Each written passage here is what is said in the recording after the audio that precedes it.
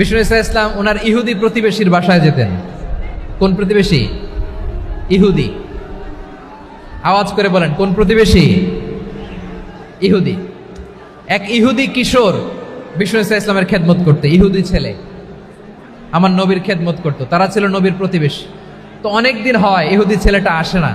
বিষ্ণুনবী খোঁজ দিলেন, ঘটনা কি? একটা ইহুদি ছেলে না আমার খেদমতে আসতো, ছেলেটা কই? খোঁজ নিয়ে জানলেন ছেলেটা অসুস্থ।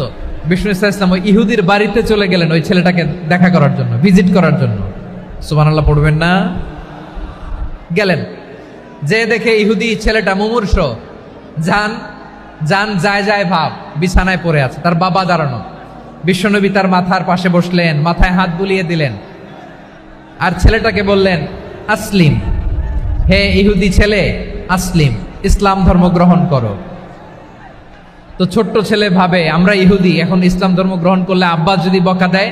ফানাযারা ইলা ওয়াজহি আবি, ছেলেটা তার বাবার চেহারার দিকে তাকালো, দেখি আব্বা কি কয়। আব্বা যদি বলে তাইলে ইসলাম ধর্ম গ্রহণ করবে। ইহুদি ছেলেটা তার বাবার দিকে যখন তাকালো, ওর বাবা বলে, আতি আবুল কাসিম, আবুল কাসিম যা বলে তাই করো। আবুল কাসিম হচ্ছে বিষ্ণু ইসলামের একটা কুনিয়াত, উপনাম। আমার রাসূলের বড় ছেলের নাম ছিল কাসেম। যেমন দেখবেন আমাদের এলাকায় কারো ছেলের বড় ছেলের নাম যদি হয় আব্দুল্লাহ, এরা আব্দুল্লাহর বাপ বলে ডাকে। কারো বড় মেয়ের নাম যদি হয় ফাতেমা, এরা কি ডাকে? ফাতেমার বাপ বলে না? তো বিষ্ণু ইসলামের বড় ছেলের নাম ছিল কাসেম।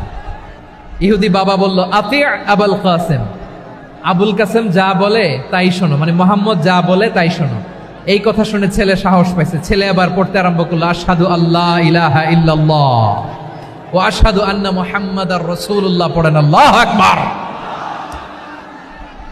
বিশ্বনবীর আহ্বান শুনে ওই আহ্বানে সাড়া দিয়ে ইহুদি ছেলে শাহাদা পড়ে মুসলমান হয়ে গেল। তার হৃদয়টারে ইমানের নূর দিয়ে আলোকিত করে দিল কে?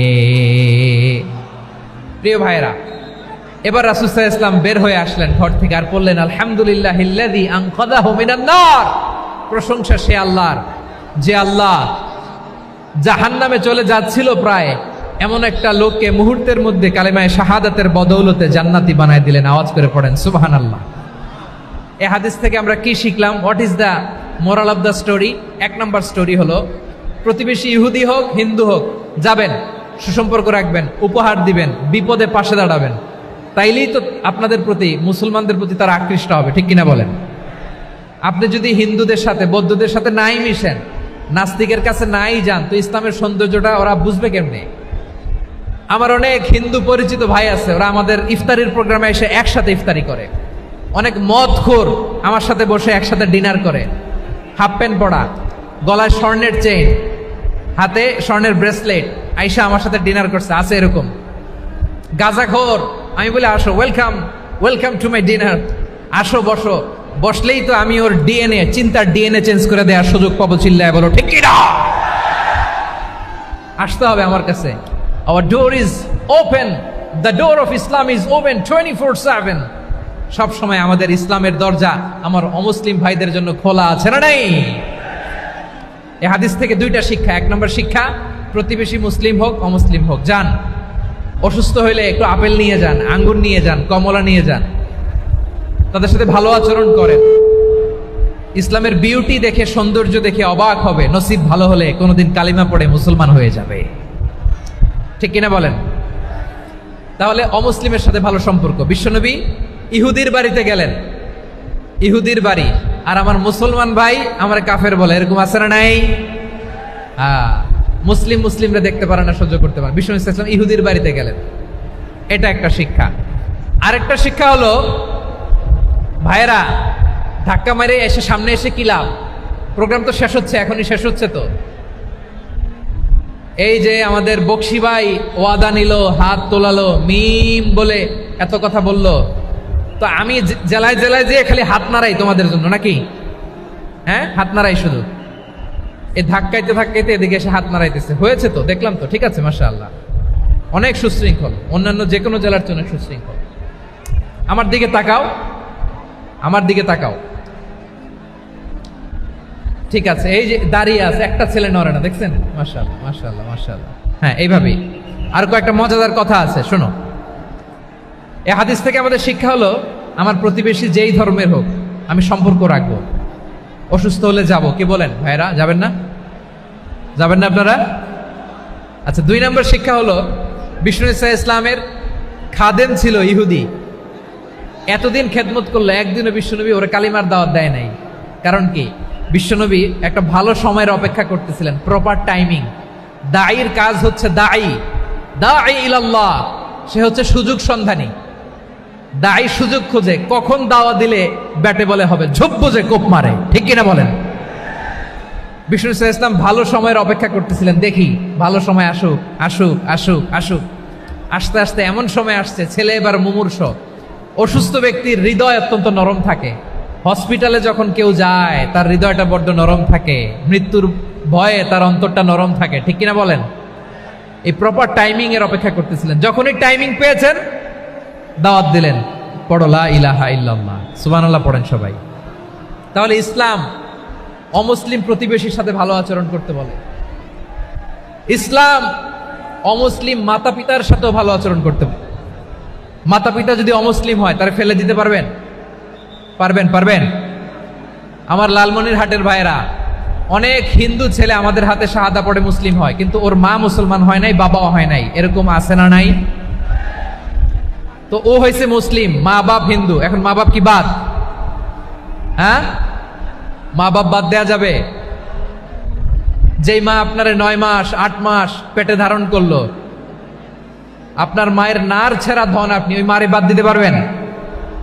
যে মায়ের বুকের তাজা দুধ খেয়ে আপনি আজকে বাড়ন্ত তাজা তরতাজা, ওই মারে বাদ দেয়া যাবে? মায়ের এক ধারে দুধের দাম, কাটিয়া গায়ের চাম, পাপোশ বানাইলেও ঋণের শোধ হবে না। এমন দরদি ভাবে কেউ হবে না আমার মাগো। মায়ের এক ধারে দুধের দাম, কাটিয়া গায়ের চাম, পাপোশ বানাইলেও ঋণের শোধ হবে না। এমন দরদি ভাবে কেউ হবে না আমার মাগো, ঠিক কিনা? মাকে তো বাদ দেয়া যায় না। وَقَضَى رَبُّكَ أَلَّا تَعْبُدُوا إِلَّا إِيَّاهُ وَبِالْوَالِدَيْنِ إِحْسَانًا। আল্লাহ বলে অবধারিত 2টা ভার্ডিক তোমাদের জন্য, এক আল্লাহর ইবাদত করবা আর মা বাবার প্রতি ইহসান করবা। আদেশটা কার? মা বাবার প্রতি ইহসান করতে হবে। আমার মা হিন্দু হোক ভালো আচরণ করতে হবে, বৌদ্ধ হোক ভালো আচরণ করতে হবে। আমার যে সমস্ত হিন্দু ভাইয়েরা মুসলিম হয়েছে, তোমাদের মা বাবা এখনো মুসলমান হয় নাই, তাদের সাথে ভালো আচরণ করতে হবে। আপনাদের খেদমত নিজে করতে হবে অথবা খেদমতের ব্যবস্থা করাই দিতে হবে। মান্থলি যে খরচ লাগে এটা দিতে হবে। আরে তুমি এখন মুসলিম, তোমার মা বাবা হিন্দু, এখনই তো সুযোগ ইসলামের সৌন্দর্য দেখানো। এখন মা বাবা যদি দেখে আরে এটা হিন্দু থাকতে তো বদমাইশ ছিল, বেয়াদব ছিল, কি এমন ধর্ম সে গ্রহণ করলো যেটা গ্রহণের সাথে সাথে সে পাল্টে গেল? কি এমন ধর্ম সে গ্রহণ করেছে যেটা তার জীবনকে আলোকিত করে দিয়েছে? নসিব ভালো হইলে তারাও কালিমা পড়ে মুসলমান হয়ে যাবে। বিষ্ণু ইসলামের স্ত্রীর নাম ছিল আয়েশা রাদিয়াল্লাহু তাআলা আনহা, আবু বকর রাদিয়াল্লাহু তাআলা আনহুর মেয়ে। আবু বকর রাদিয়াল্লাহু তাআলা আনহুর আরেক মেয়ের নাম হচ্ছে আসমা। কি নাম? দুজনই আবু বকর রাদিয়াল্লাহু তাআলা আনহুর মেয়ে, আসমা আর আয়েশা। নাম দুইটা কেমন লাগে? আসমা নামটা কেমন লাগে? আয়েশা নামটা কেমন লাগে? সবার ভালো লাগে নাই? নাম দুটো আপনাদের ভালো লাগে? লালমনিরহাটে অনাগত যদি কন্যা সন্তান হয়, যদি মনে চায় আসমা রেখে দিতে পারবেন, যদি মনে চায় আয়েশা রেখে দিয়েন। দেশে বিদেশে এয়ারপোর্টে রাস্তাঘাটে শুধু বলে হুজুর একটা নাম দেন, আমার ছেলের একটা নাম দেন, মেয়ের একটা নাম দেন। তো আমার মনে আছে যশোরের 8 দিনের মাহফিলে আমি 1-2টা নাম দিয়েছিলাম। আজকে লালমনিরহাটের এই প্রোগ্রামে কন্যা সন্তান যদি হয় 2টা নাম দিলাম, আসমা কিংবা আয়েশা। ইনশাআল্লাহ পড়েন। দুজন বোন, এক মায়ের না, বাবা এক মা দুইজন। আয়েশা রাদিয়াল্লাহু তাআলা আনহার মায়ের নাম উম্মে রুমান, আর আসমা রাদিয়াল্লাহু তাআলা আনহার মায়ের নাম কুতাইলা বিনতে আব্দুল উজ্জা। আবু বকর রাদিয়াল্লাহু তাআলা আনহু 4টা বিয়ে করেছিলেন। তো একই ঘটনা ঘটেছে এই ফ্যামিলিতে। আসমা ইসলাম ধর্ম গ্রহণ করে মুসলিমা, কিন্তু তার মা কোতাইলা মুশরিকা। আই রিপিট, বোঝার জন্য আমি আবারও বলি, আসমা রাদিয়াল্লাহু তাআলা আনহা মুসলিমা, আর আসমার মা কোতাইলা, আওয়াজ করে বুঝে থাকলে বলেন, আসমার মা মুশরিকা। তার মানে মেয়ে মুসলিম, মা অমুসলিম, ভেজাল আছে না নাই? কিন্তু কোতাইলা আর ধৈর্য ধারণ করতে পারে না। নার ছেড়া ধন, কলিজার টুকরা ধন, কলিজার টুকরা সন্তান আসমারে দেখতে বড্ড মন চায়। সাইয়েদনা আসমা রাদিয়াল্লাহু তাআলা আনহা মক্কা থেকে হিজরত করে মদিনায় চলে গেলেন হুদাইবিয়ার পর। যখন মক্কা মদিনার ট্রাফিক স্বাভাবিক হলো, মক্কার লোক মদিনায় যায়, মদিনার লোক মক্কায় আসে। কোচাইলা কলিজার টুকরা সন্তান আসমারে দেখার জন্য কিছু উপহার নিয়ে বিশাল মরুপথ পাড়ি দিয়ে মক্কা থেকে মদিনায় যায়। সুবহানাল্লাহ বলেন। এখন মা আসছে মেয়ের সাথে দেখা করতে, মেয়ে তো আর দেখা দেয় না। মেয়ে ভাবছে আমার মা তো মুশরিকা, অপবিত্রা, তার সাথে কি দেখা দেয়া যাবে? বিশ্বনবীর দরবারে চলে গেলেন। সুবহানাল্লাহ বলেন। কি সৌভাগ্যবান ছিল তারা, মাসলা জানার দরকার হলেই নবীর দরবারে চলে যেত। ঘরে বউয়ের সাথে ঝগড়া হলে নবীর দরবারে চলে যেত। অনেক সাহাবী বলে, আমার পেটে ক্ষুধা লাগলো আমি নবীর কাছে চলে যেতাম, কারণ নবীর চেহারার দিকে তাকালেই আমার পেটের ক্ষুধা মিটে যেত। সাইয়েদনা আসমা রাদিয়াল্লাহু তাআলা আনহা বিশ্বনবীর কাছে চলে গেলেন, যে বললেন, ইয়া রাসূলুল্লাহ, ইয়া হাবিবাল্লাহ, ইন্না উম্মি কাদিমাতুন ইলাইয়া ওয়া হিয়া রাগিবা। আমার মা মক্কা থেকে অনেক দূর মরুর পথ পাড়ি দিয়ে উপহার সামগ্রী নিয়ে মদিনায় আমার সাথে দেখা করতে এসেছে গো নবী। আমার জানতে বড্ড ইচ্ছে হয় আমি আমার মুশরিকা মাখা করতে পারবো কিনা। আফা আসিলুহা, আগে যেমনি আমি আমার মায়ের সাথে ভালো আচরণ করতাম, যেমনি আমি আমার মায়ের সাথে সদাচরণ করতাম গো নবী, এখন আমি মুসলিমা, মা মুশরিকা, এখনো কি আগের মতো সদাচরণ করতে পারবো নাকি? বিশ্বনবী বললেন, নাম সিলিহা, হ্যাঁ রে আসমা, অবশ্যই অবশ্যই, আগে ঠিক যেমন তুমি তোমার মায়ের সাথে ভালো আচরণ করতে, এখনো তেমনি আগের মতো ভালো আচরণ করবা। আওয়াজ করে পড়েন সুবহানাল্লাহ।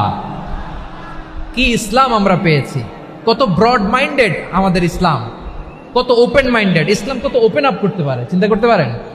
বিষ্ণু বললেন, হ্যাঁ অবশ্যই, নাম সুলিহা, আগে যেমনি ভালো আচরণ করছো আসমা, এখন ওইরকমই করো, পারলে আরো বাড়াই করো। সুবহানাল্লাহ বলেন। তাহলে আমার যে হিন্দু ভাইয়েরা, হিন্দু বোনেরা, ইমানের বদৌলতে দৌলতে আপনি ধন্য হয়েছেন, আপনার আম্মা আব্বা এখনো মুসলমান হয় নাই, তাদের জন্য দোয়া করেন, তাদের জন্য দোয়া করেন, আল্লাহ যেন তাদেরকেও ইমানের দৌলত দান করে। আমরা সবাই পড়ি আমিন, আরো জোরে পড়েন আমিন। এখন বলেন, ইসলাম কি ন্যারো মাইন্ডেড রিলিজিয়ান না ব্রড মাইন্ডেড? লালমনিরহাটের যুবক ভাইরা আওয়াজ করো, ইসলাম কি ন্যারো মাইন্ডেড না ব্রড মাইন্ডেড?